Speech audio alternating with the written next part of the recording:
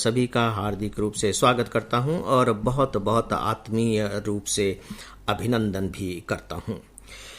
Friends, आज सुबह porch में बैठकर जब मैं और प्रीति अग्रवाल अखबार पढ़ रहे थे तो मैंने एक अखबार पढ़कर ख़त्म कर दिया और जब मेरी पत्नी ने उस अखबार को पढ़ा तो उन्होंने मुझसे एक प्रश्न किया और प्रश्न ये किया कि क्या आपने विश्वनाथन आनंद का इंटरव्यू पढ़ा। मैंने कहा कि नहीं, मैंने तो वो इंटरव्यू नहीं पढ़ा। वो कहाँ छपा है? उन्होंने कहा कि वो स्पोर्ट्स पेज पर छपा है और शायद आप स्पोर्ट्स पेज को उतने ध्यान से नहीं पढ़ते। मैंने ये बात स्वीकार की और फिर उन्होंने बताया कि आज विश्व शतरंज दिवस भी है। विश्व शतरंज दिवस। मित्रों, जैसे ही उन्होंने कहा विश्व शतरंज दिवस तो मेरे दिमाग में स्मृतियों की कुछ बिजलियां कौंधने लगी, तड़ातड़ कौंधने लगी और उसमें दो स्मृतियां सबसे मजबूत थी, सबसे कड़कदार थी, सबसे ज्यादा आवाज करने वाली थी और आज मैं उन्हीं स्मृतियों को आपके सामने रखने जा रहा हूं। मुझे पिछले साल की एक घटना याद आ रही है। शाम के करीब 3:30-4 बजे थे और मेरे पास एक फोन आता है कि क्या आपको मालूम है कि मोहम्मद रफीक खान साहब नहीं रहे। मोहम्मद रफीक खान साहब नहीं रहे। कुछ ही दिनों पहले तो हम उनसे मिलकर के आए थे और अच्छे खासे चंगे थे। हम लोगों को बकायदे उन्होंने ईद पर बुलाया था और ईद पर कितने सारे पकवान हम लोगों ने खाए थे। 1 घंटे बैठकर उनसे अच्छी खासी तरह की बातचीत हुई थी और आप कह रहे हैं कि हाँ वो नहीं रहे। बोले हाँ, उनका इंतकाल हो गया है। मुझे ध्यान आ रहा है वो दृश्य, बादल छाए हुए थे और थोड़ी देर के बाद ही झमाझम बारिश होने लगी।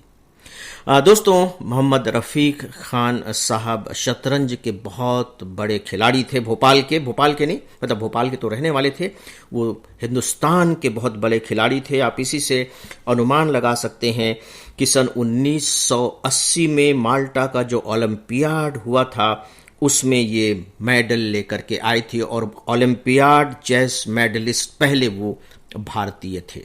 लेकिन चलिए, वह एक पक्ष था। उसका दूसरा और बड़ा निजी पक्ष ये था कि वो मेरे बेटे के चेस गुरु थे। मैं यहाँ गाइड शब्द का इस्तेमाल नहीं कर रहा हूँ। वो मेरे बेटे के चेस गुरु थे और उन्हीं के निर्देशन में मेरे बेटे ने शतरंज खेलते खेलते एक अंतर्राष्ट्रीय शतरंज खिलाड़ी की हैसियत हासिल की। स्वाभाविक है कि इसकी वजह से हम लोगों का बड़ा एक पारिवारिक रिश्ता उनके साथ कायम हो गया था और कभी ऐसा होता ही नहीं था कि 1 महीने में या 2-3 सप्ताह में उनका फोन ना आ जाए, साल में 2-3 बार वो घर पर ना आ जाएं। अब ऐसी भोपाल आने के बाद तो कोई ईद नहीं रही जब हम लोगों ने ईद उनके यहाँ जाकर नहीं मनाई हो। और सबसे बड़ी बात है कि ईद की शाम उनके यहाँ जाते थे और वही हम लोगों का डिनर भी होता था और खूब गपशप होती थी। रफीक साहब का जाना, इसका मतलब हुआ कि हम लोगों की जिंदगी से दुर्भाग्यवश ईद का चला जाना था। दोस्तों, झमाझम बारिश हो रही थी। मैं और मेरा बेटा फिर उनके निवास स्थल पर गए और मुझे सच पूछिए तो दुख तो बहुत ज्यादा हो रहा था, लेकिन इस तथ्य को देखकर, इस दृश्य को देखकर थोड़ी सी तसल्ली भी हुई कि वहां पूरा मोहल्ला जमा था। मोहल्ले के बहुत सारे लोग उनके जनाजे में शामिल हुए, बावजूद इसके कि मैं अब बता रहा हूं कि झमाझम बारिश हो रही थी। चलिए, उनको सुपुर्द खाक किया गया। भोपाल के जो चेस के जो अच्छे खिलाड़ी हैं, जो पदाधिकारी हैं, वे भी श्रद्धांजलि देने के लिए वहां पहुंचे और इस तरीके से दोस्तों एक महान खिलाड़ी का अंत हो गया।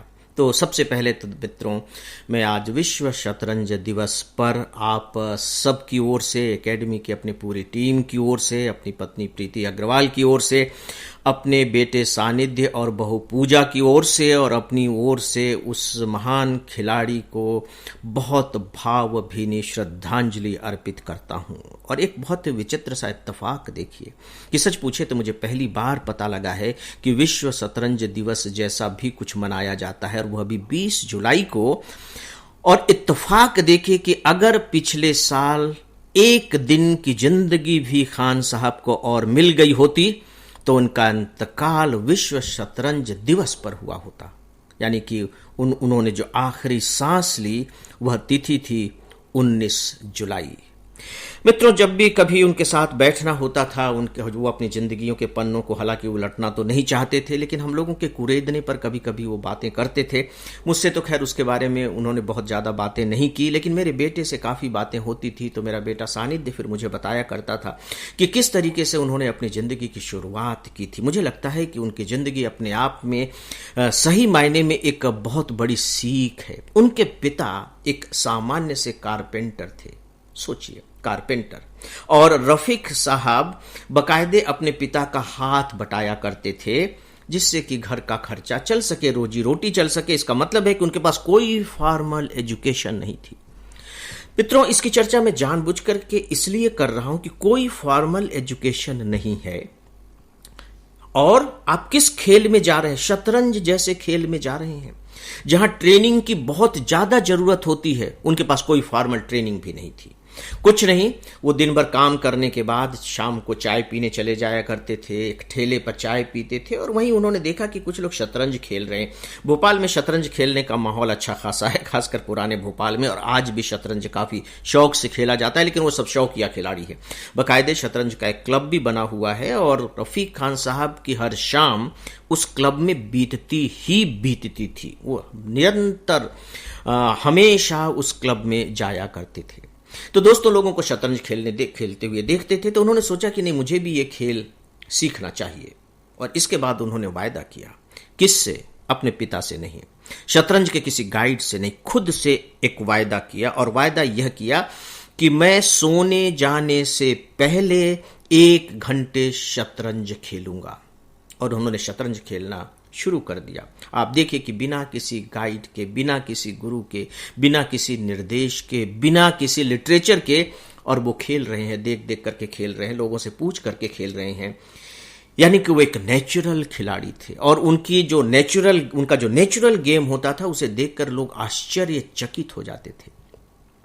इससे भी बड़ी बात आप देखिए कि उन्हें अंग्रेजी नहीं आ रही है, कोई दूसरी भाषा, बहुत अच्छा ज्ञान नहीं है विषयों का, पढ़े लिखे नहीं हैं, और विश्व में शतरंज खेलने जा रहे हैं। और वो बताया करते थे कि जब लोग शतरंज के बारे में बातें कर रहे होते थे, खिलाड़ियों के खेलों की व्याख्याएं कर रहे होते थे, एक्सप्लेन कि अच्छा वो इस तरह का खिलाड़ी है, मुझे इस तरह का खेलना चाहिए, अपनी योजनाएं बनाते रहते थे, तो खान साहब आराम से सोते रहते थे, क्योंकि उनको वो बातें समझ में ही नहीं आती थी। और उठ करके जब जाते थे तो बड़ों बड़ों को धाराशाही कर देते थे। नेचुरल खिलाड़ी, भारत के लिए वो ओलंपियाड का मेडल लेकर के आए, वो नेशनल चैंपियन तो थे ही। दोस्तों, इससे भी बड़ी जो बात थी, वो जो शख्सियत थी, उनमें मुझे सही मायने में सूफियाना दिखाई देता था, सूफीपना दिखाई देता था।